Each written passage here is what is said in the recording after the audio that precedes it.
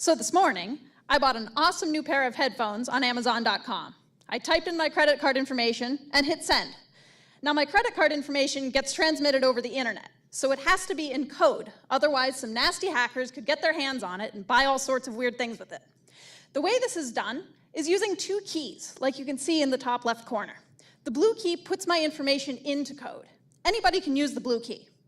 The purple key is for taking my information out of code, and only Amazon is allowed to use the purple key. The way that this is done on the internet, instead of physical keys, is using math, specifically the idea of a one-way function. A one-way function is just something that's very easy to do forwards and very hard to do backwards. What's currently used on the internet is the bottom row up there, multiplying together the red number and the blue number to get the purple number. It's very easy to do forwards. It would take you a little bit to type in all those numbers on your smartphone, but you could do it. Just like it's very easy to mix together red and blue paint to get purple paint. However, it's very hard to go the other way. Just like it's really hard to start with purple paint and unmix it into the red and blue paint that it came from. It took a group of computer researchers the equivalent of 75 years to start with that purple number and go back the other way.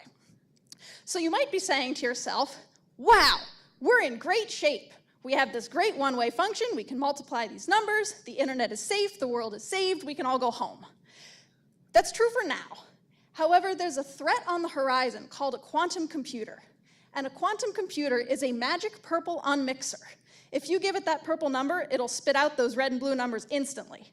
So we have to start thinking about what comes next, and that's where my research comes in. I look at a different type of one-way function, one that's conjectured to be immune to quantum computers, that uses these boxes and arrows that you see up there. Instead of starting with red and blue numbers, I start with a red and blue box to create a purple box.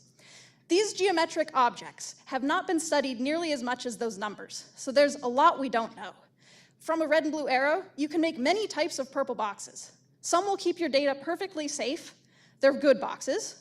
Other boxes are sneaky boxes, and they might look like they're keeping your data safe, but they're really not.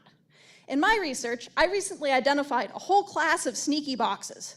I wrote them down in a list, and I wrote at the top, if you're going to use the arrows and boxes to keep your data safe, please don't use any of these. And I hope that I can identify more of those, and through my research, help keep the internet safe for a post-quantum world. Thank you.